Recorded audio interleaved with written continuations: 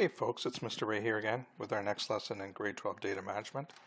We are in the statistics unit. We've looked at, so far in this unit, we've looked at basically the way to present some data through graphs and tables and just some new terminology. And then in the last lesson, we looked at the way we can sample if we're conducting a survey. What methods can we use to control who we survey to make it a fair representation of the population. And today we're looking at bias. Bias is a very important thing when you're collecting data and presenting it, interpreting it, that everything is a fair representation of what you're actually measuring. So there are four main types of bias in the statistics area. We have response bias, sampling bias, measurement bias, and non-response bias. So what I'll do is I'll give you the definition here. We'll read that, and then we'll give an example from down here. Hopefully it'll at least get you thinking about what it means in terms of the example that's provided. The first type of bias is response bias. This is bias that occurs when participants in a survey deliberately give false or misleading answers to avoid embarrassment or to give the answer they think the questioner wants. So basically you're not getting accurate data because either they're giving false information on purpose or by accident or just to stop the person surveying from asking any more questions. So an example of that down here, a teacher asks students to raise their hand if they cheated on last week's test. Obviously, students will not want to admit to cheating on a test, so it's unlikely that many will raise their hand. So it'd be kind of naive to think that you get an honest response to a question like that. But if you were to use that data and basically say, unlike other teachers, I had no one cheating in my class because nobody told me they were cheating. So that's because the responses are incorrect. That's leading to a bias in the data. The next type of bias is called sampling bias. And this is probably the biggest one. And we try to avoid this by sampling correctly, which is last lesson. This is when the bias that occurs when the sample does not closely represent the population. So this would be taking care of what we learned in the last lesson if it was done correctly based on that. So an example of that might be here. A politician goes back to the farming community she grew up in to ask for opinions on her latest initiative for the agriculture industry. It is likely that a larger proportion of the people that she speaks to would support the initiative, both because it would benefit them and because she grew up in the area.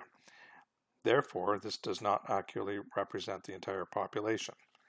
So if she was to conduct an opinion poll while she's doing this road trip to her hometown, the results would be biased based on the fact that the sampling does not reflect the population of farmers in general. Okay, third type, measurement bias. Bias that occurs when the data collection method consistently either underestimates or overestimates a characteristic of population. Includes things called leading questions or loaded questions on surveys. We will look at examples of that later on. But here is an example. A survey question asks, a lot of people do not like math. How would you feel being referred to as a math geek? This is a leading question. The wording of the question can affect the outcome by influencing someone's answer. So what this is referring to, if the question had just been something general, like do you like math, you get a much more honest answer. But if you're basically putting down people that like math, it's less likely that you get a good reflection of what that person's thinking and therefore what the general population feels about math. Other types of measurement can occur when the collection method affects the results. For example, when the options in a multiple choice are too limited for an honest response. And we'll do an example of that later. And then the last type of bias is called non-response bias. This occurs when the opinions of respondents differ in meaningful ways from those of non-respondents. So it's basically saying the people that are responding aren't a good reflection of the overall population that you're interested in, because there's a lot of people that aren't responding, maybe because they don't want to. So the analysis would be incorrect because you're just looking at people who did respond and leaving out a big gap of people that did not respond, who happen to have different viewpoints on the questions. Okay, so we're going to maybe just review a couple of key concepts here and then go to lots of examples this time. I think it's important to go through a lot of different types of situations to understand bias. Sampling, measurement, response, and non-response bias, those are the 4 types we just looked at. They can all invalidate the results of a survey, meaning that you're not getting an accurate representation, and therefore your conclusions and your analysis would be invalid. Intentional bias can be used to manipulate statistics in favor of a certain point of view. And in our last example, I'm going to go into basically media and how they can intentionally or sometimes unintentionally bias your opinion based on the way that they present data. So unintentional bias can be introduced if the sampling and data collection methods are not chosen carefully. So you may have good intentions. You want to try to get the truth, but just because of the way you're collecting data could result in an inaccurate view of what's going on. And also, we talked about this, leading or loaded questions contain language that can influence the respondent's answers. So you want to have a very generic type of question that will not influence the person's answer that's being surveyed. Okay, so let's look at first example. I've got several situations, and what we want to do is identify the bias in each of the following surveys and suggest how it can be avoided. So, first one, the survey asked students at a high school football game whether a fund for extracurricular activities should be used to buy new equipment for the football team or instruments for the school band. Okay, so the fact that you're conducting this at a high school football game and you're asking about buying football equipment, and also the band instruments for the school band who are probably there supporting the team. So this contains quite a bit of bias. It's biased towards sampling football and band members.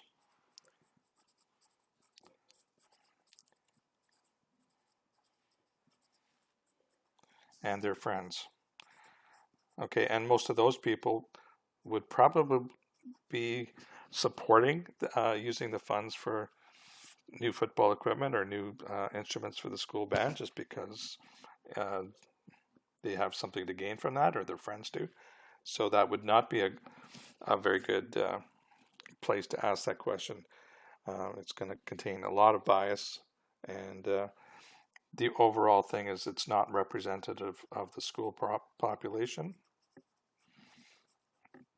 That's the whole thing about when you do a sample, it's got to represent the overall population that you're interested in knowing about. So not representative of school population.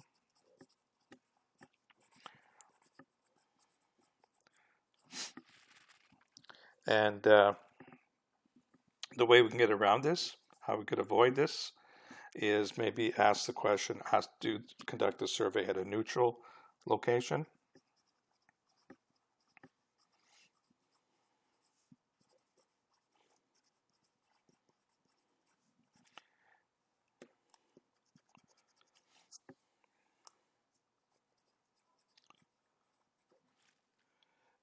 maybe the cafeteria at lunchtime, or maybe as students are arriving on the bus or leaving. You want to get a good representation of that school population. If you looked at the opposite scenario here, maybe, if you asked the same question about football equipment, and if you asked it outside, say, a dance class, you probably get a lot less support than you would if you asked the general population, and certainly if you just asked people at a football game. So this is called sampling bias because you're not conducting your sample in a non-biased way. Okay, so you get the idea of what we're doing here. The next situation, a radio call-in show asks callers to answer the question, are you in favor of a law that would ban pit bulls from the city? Okay, so basically the survey is being done on a radio call-in show, and I think they're still fairly popular, but based on what I know about call-in shows, usually the people that are calling into these shows, people calling into radio shows,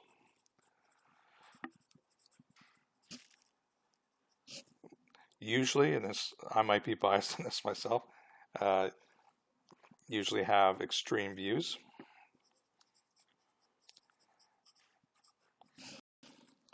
And not just because they're extreme people, but if they're listening to the radio and they have a pit bull, or maybe they were attacked by a pit bull, they're going to call in, whereas the people that sort of like pit bulls but they don't have one, or just general people, would not be calling in because they don't have much to say on the topic. Neutral people will not call. So basically, the people that call in have something at stake here. Could be either side.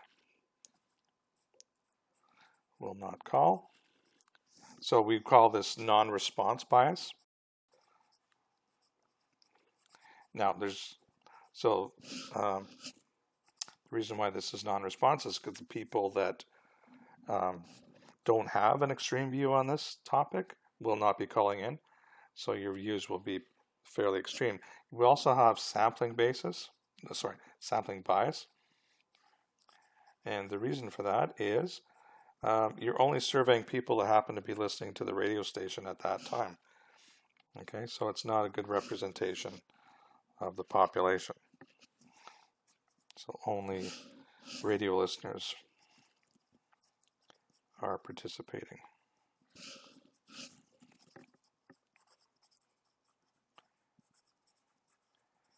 Okay. All right, so let's keep going with some more examples of types of bias and how you can correct it, and just a general idea of what bias is. Okay. The next one, an aid agency in a developing country wants to know what proportion of households have at least one personal computer. One of the agency's staff members conducts a survey by calling households randomly selected from the telephone directory. Well, remember, this is in a developing country. It's not like Canada where pretty much everybody has a phone and a computer. So the bias that's happening here is the fact that the people they're surveying have phones. That may not seem like a lot for us, but so it does not sample homes without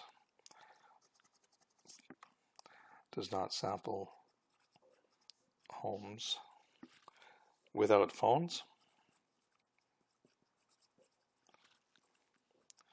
And these homes without phones are less likely to have computers than the homes with phones, for sure. So these homes are less likely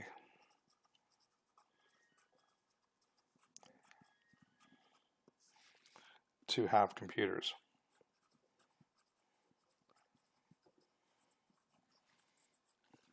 So this wouldn't be a totally random sample, not random sampling.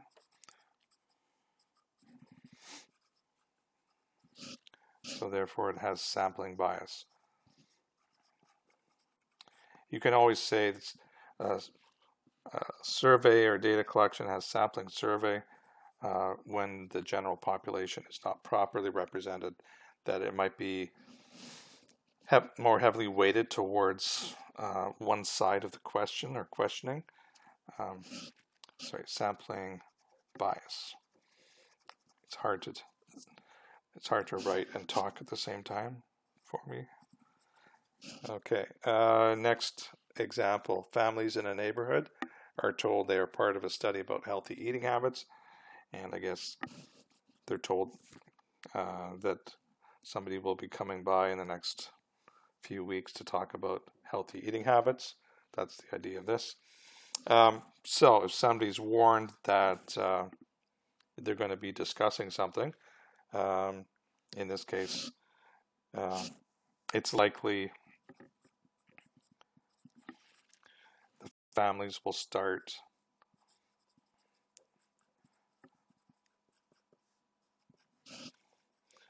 eating healthier. Not all of them, but it will affect some. Might start thinking, well, we have to improve the way we eat because we're going to be interviewed on this, or they won't be honest with the questions. So maybe they'll keep their bad eating habits but pretend they have good eating habits when they're questioned about it. Won't be honest with the study questions.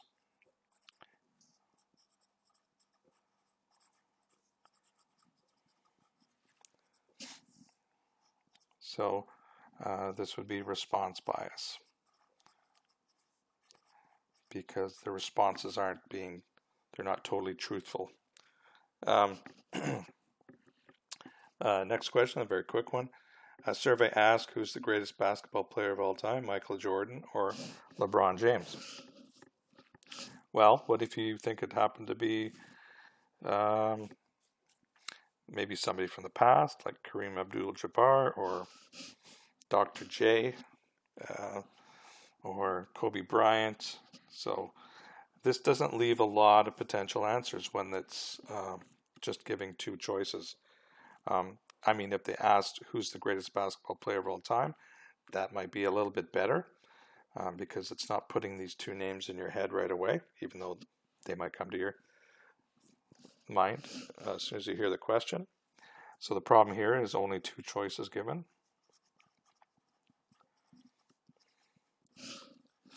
And, this could be better if maybe they provided a list of 20 basketball players who are generally considered to be the best of all time. So you might remember somebody that you think is better than these two, maybe.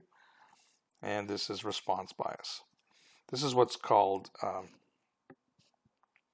a loaded question, because it's kind of telling you what the two answers maybe they want to hear, or it doesn't really allow for much other option. It doesn't even say or another player. It just says of these two players. So response bias for sure on this one. Okay, last one on this page. A science class asks every fifth student entering the cafeteria to answer a survey question on environmental issues. Less than half agree to complete the questionnaire. And the completed questionnaire show that a high proportion of the respondents are concerned about the environment and well informed about environmental issues. This would be the voluntary sampling that we talked about in last lesson.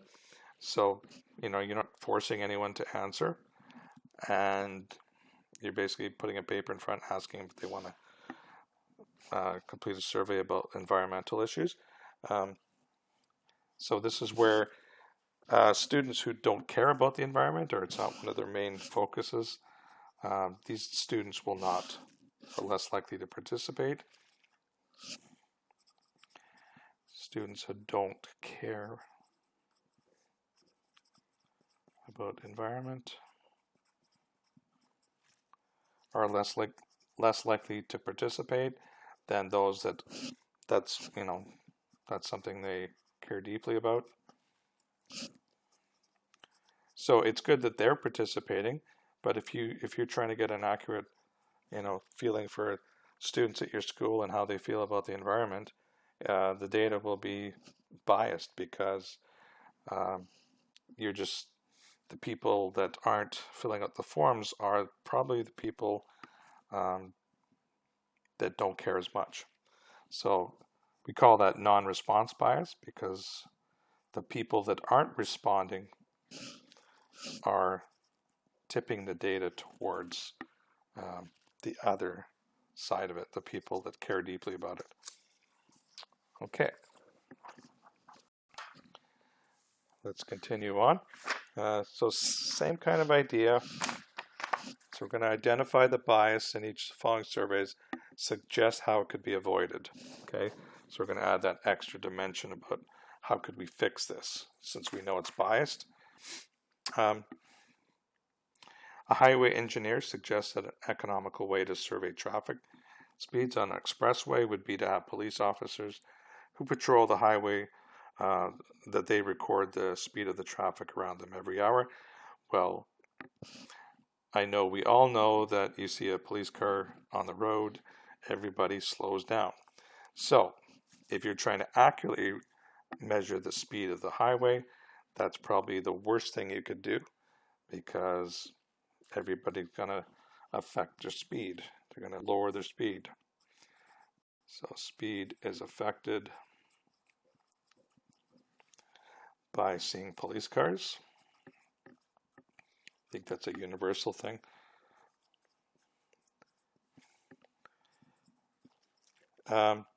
So that basically the cars will be slower and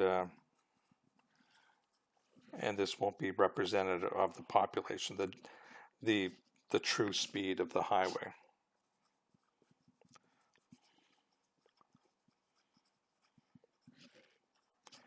Not representative of the population.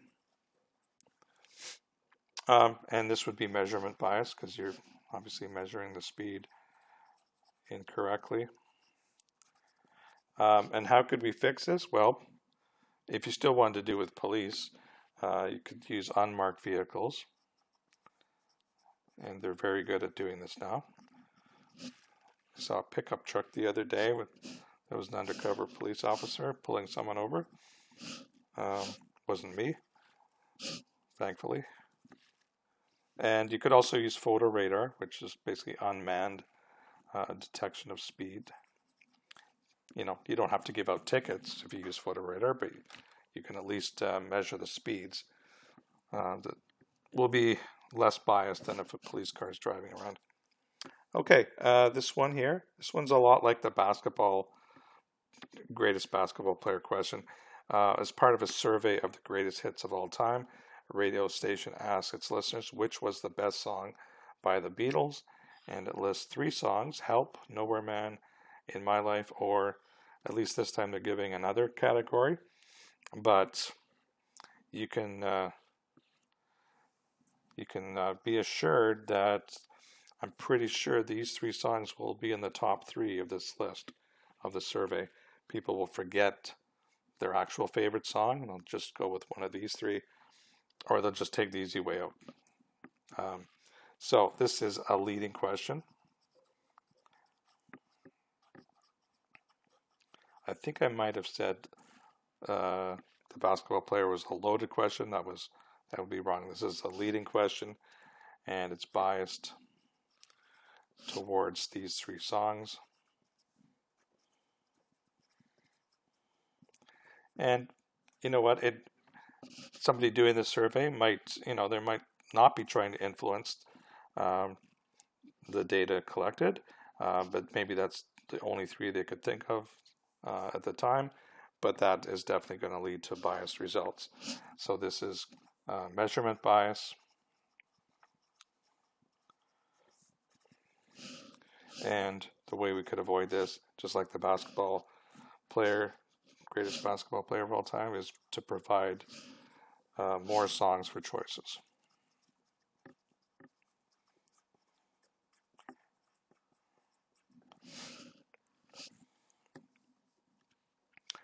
Okay, this one should be obvious. A poll by a tabloid newspaper includes the question, do you favor the proposed bylaw in which the government will dictate whether you have the right to smoke at a restaurant? Okay, so just by the wording, you can tell what the people asking this question think. They think that the bylaw should not be passed because of the language they're using. The word dictate and the right to smoke. That tells you it's actually,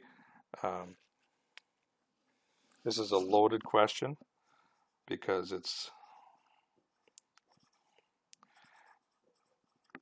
I'm not sure why it's called loaded, but maybe it's loading up the question with language that steers you towards one direction in your answer. So the word choice is a big thing here. You have to you want to stay neutral if you want accurate results. So it leads toward not favoring the bylaw.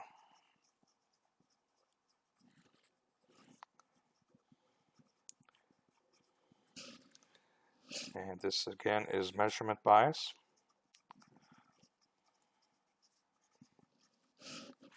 And like I just said, the way you can get around this is use more neutral language. But this is an example of what we'll look on in the last question. Usually media trying to get results, or big companies trying to get results by using intentional bias.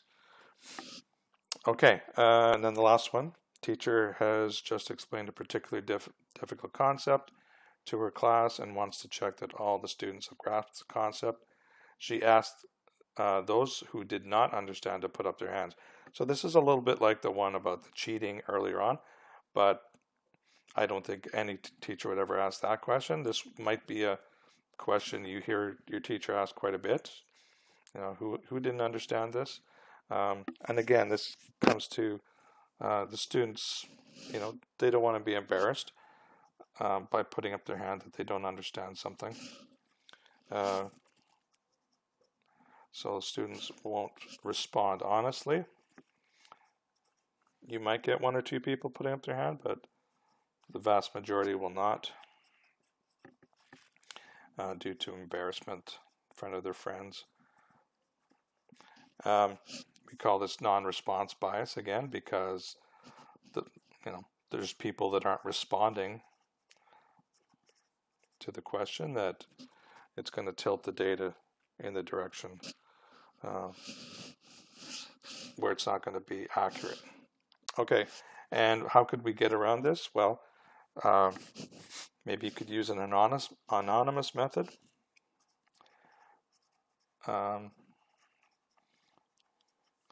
I've heard some teachers use, this is probably more for younger students, they could have the students all put their heads down on the desk and then put their hands up and then just take a count from that.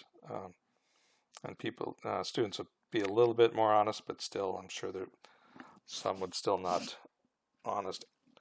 answer honestly. Or the other thing you could do is, instead of asking who did not understand, you could ask who did understand, and just see people that don't have their hands up, those are the people that didn't understand. Or ask how many understood.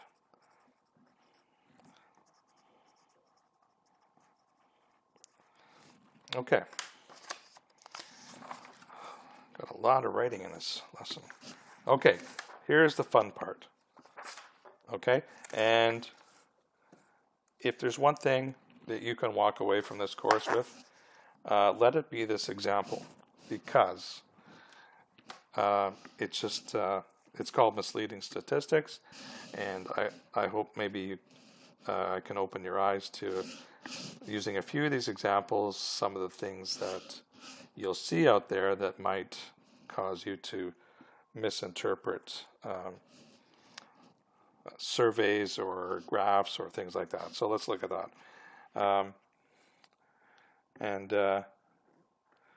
So the first one's from England. The Daily Mirror and the Times retweeted this tweet about a British high-speed rail project. So this is true.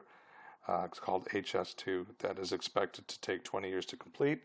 And the tweet came out and was quickly retweeted by some major media outlets. It said, interesting stat, 93% of today's population will be dead by the time HS2 is finished. Wow. Okay. Now, I don't think you have to be a statistician to realize that doesn't make sense, that 93% of people alive today will be dead in 20 years. That is not mathematically correct.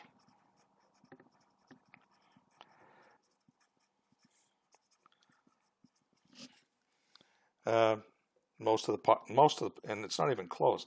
Most of the population will be alive in 20 years.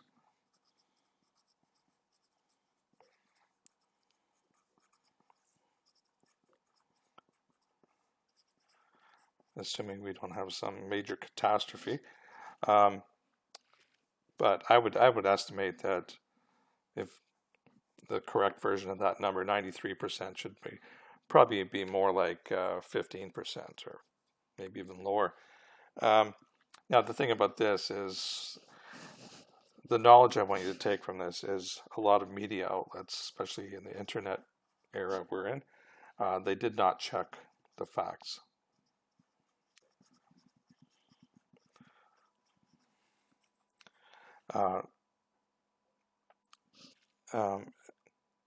Before retweeting. They just made an assumption that if it's being tweeted, it must be accurate, which is a bad assumption. Okay, so if it seems outrageous, it probably is. And you might want to check where they got their data from. This is a strange looking one at first. In 2005, the British Cheese Board conducted a study to show that eating cheese does not give you nightmares. Okay, well, not something I was really thinking about, but maybe there's something that came out in England about a rumor that cheese gives you nightmares.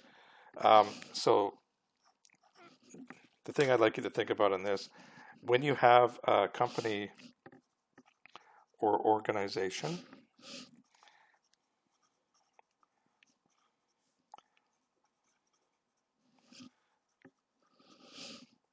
conducts a survey, conducts research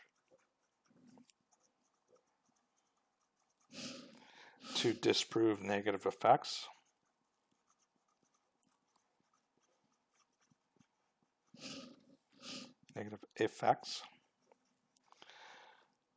you need to be skeptical.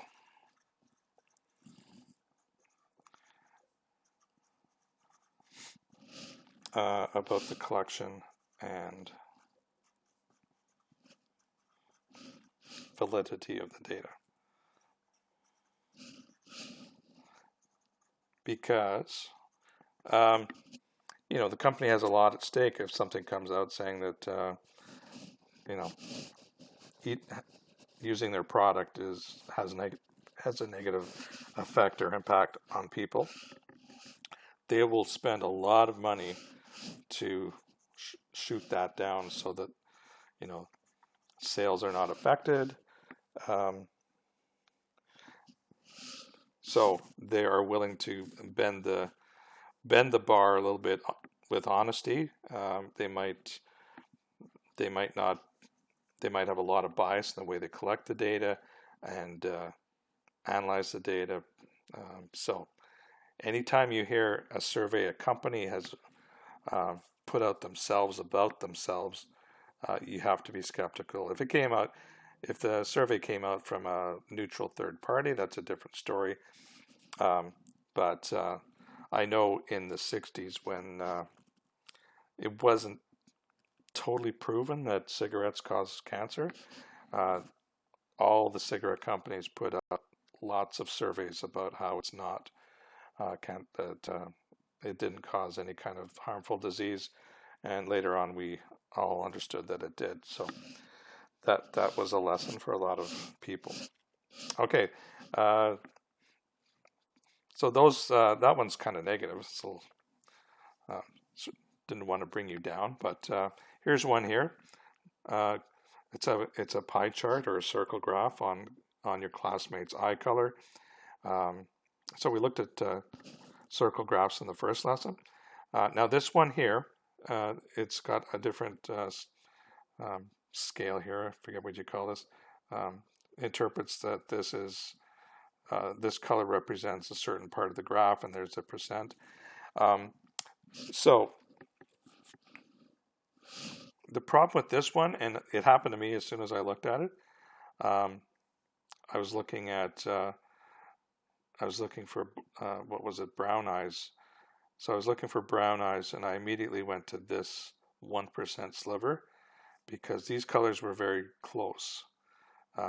Actually, brown eyes is the 54, but when you see a slim little sliver like that, it's hard to tell the color. So there's a couple things that you could do here.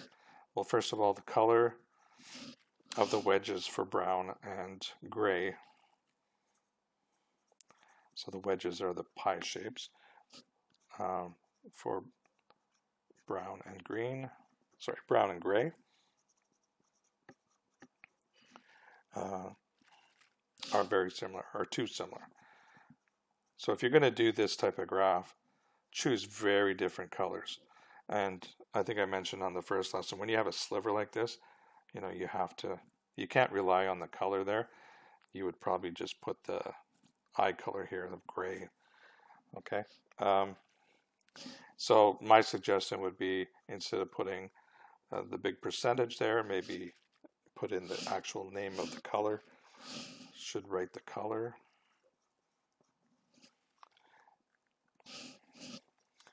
In the wedge.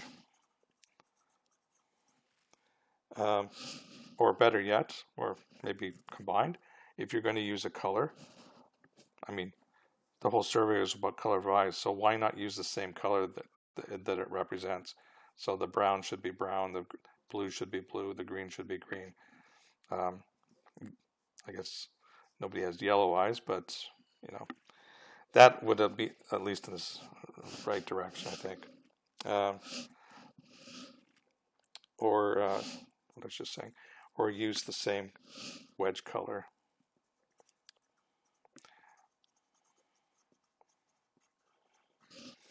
As the eye color.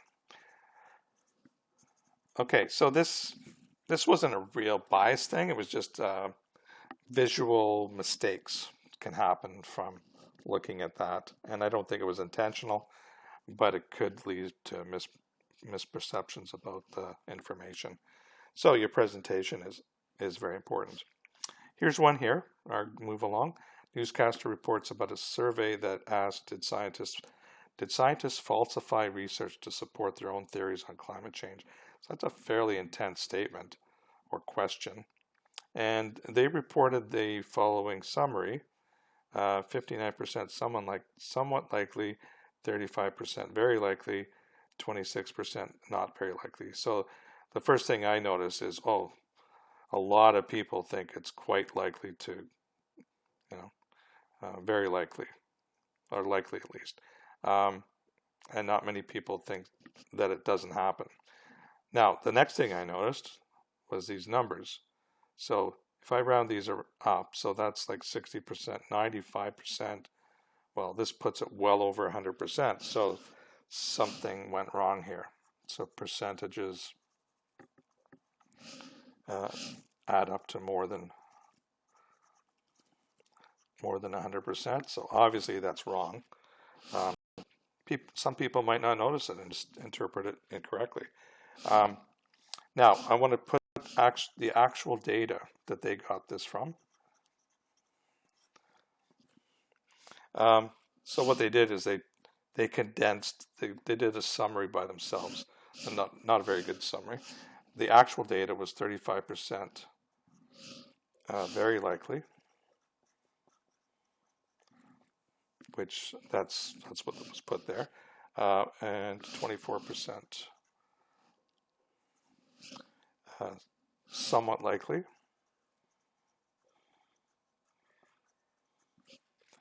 21% not very likely,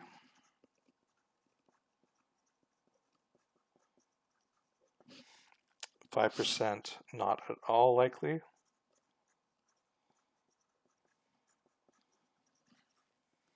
and 15% not sure. So this was the actual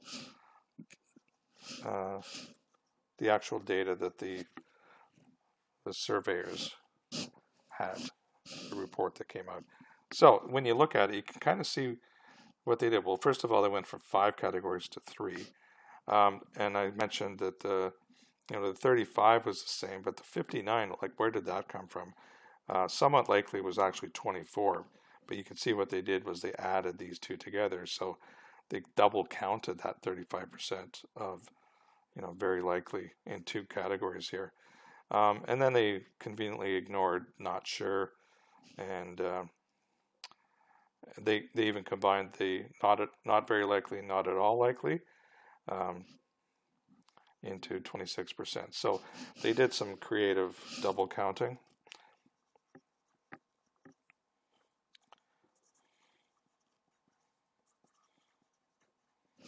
Of categories. And so that leads to misrepresentation. They basically changed the results. And who knows if they did it on purpose or not. Could have. They might have, but you never know. Okay, so last page.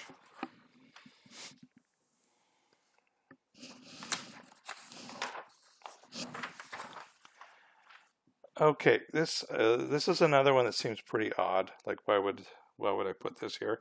Hopefully when I explain it, it'll make sense as to why it's here. Research shows that if you eat a sausage a day, your risk of a certain type of cancer goes up by 20%. Okay, so first note here, when dealing with percentages,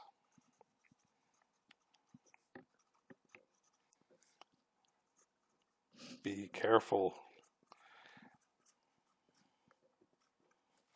Okay, so I want to give it an analogy here, or at least an example of how this might have worked. So you have people that eat a sausage a day and those that don't. So if you weren't eating a sausage a day, so if the previous risk of that type of cancer,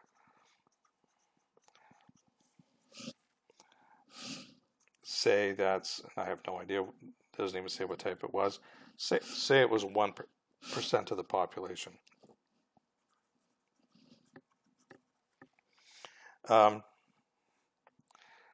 If you said, well, that's going to increase by 20%, okay, what it really means, a 20% increase, means, so what do you think the new percentage would be? Do you think it's 21%? I think most people would. So it actually means you now have, so it means that went up 20%. So 20% of 1% is 0.2%. So you've now increased your risk of cancer from 1% to 1.2%. And not up to 21%, which I think most people would read that and say, oh my God, like that's going to give me a 25% risk of getting cancer. I'm not going to eat a sausage a day. So percentages are a dangerous thing when you're talking about it. So hopefully that example provides some insight. Now this is my pet peeve. Okay, I want you to remember this one. If you don't remember anything in this course, please remember this one, because I see it all the time and it bugs me every time. And it has to do with histograms or bar graphs. So here's a newspaper story. It states unemployment dropping and includes this graph. So obviously you can see it's dropping. Okay, that's not the point. The point is this gap here. The graph has basically jumped from 0% to 6.9, and then it goes up by, each of these lines is 0.1%. Okay, so that whole area here is basically gone up 0.4%, and the rest of this is really 6.9%. So when I see this done all the time, most of the time it's on purpose, I think. Sometimes it's laziness, but so what this has actually caused is, if you look at the relative size of these bars, you'd say, oh, look at that. Unemployment is basically half of what it was before, because this bar is half the height of the first couple. And I think most people would get a good feeling like this about the unemployment rate dropping so much. But if they actually did this to scale, it would look like it's hardly changed at all. It definitely is dropping, but not dropping as much as this looks like it is. So the break in the vertical scale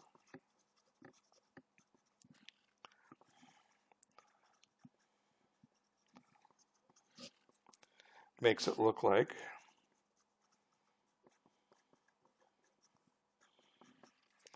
the unemployment rate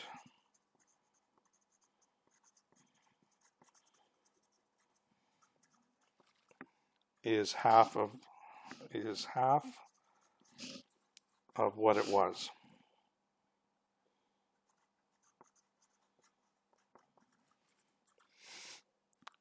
When it only reduced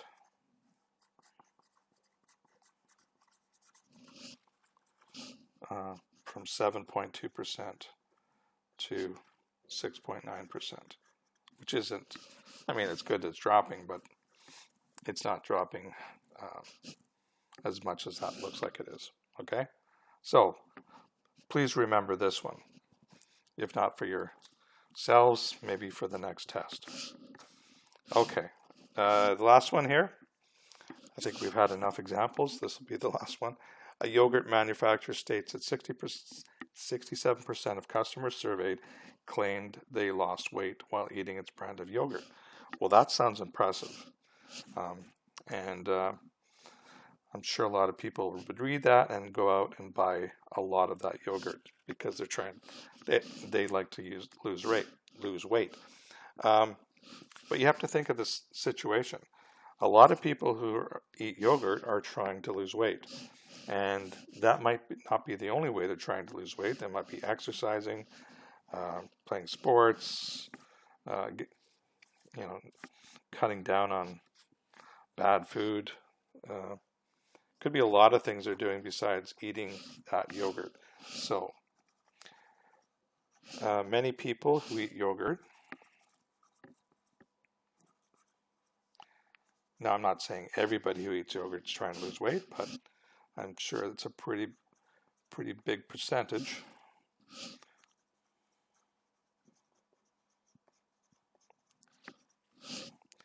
So they're trying to lose weight through diet and other means, like exercise.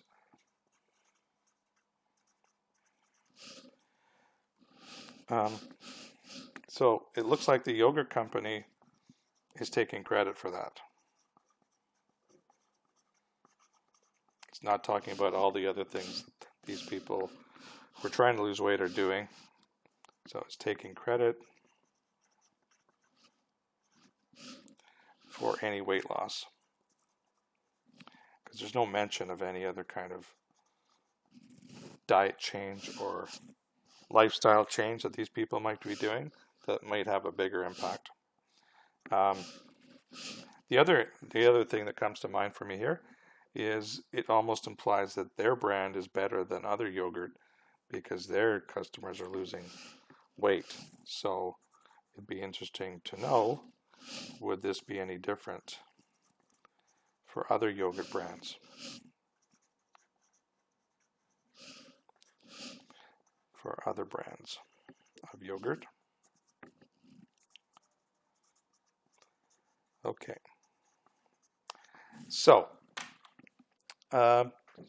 This took a little longer than I thought, but I wanted to give you lots of examples on the types of bias, and I added this part at the end here on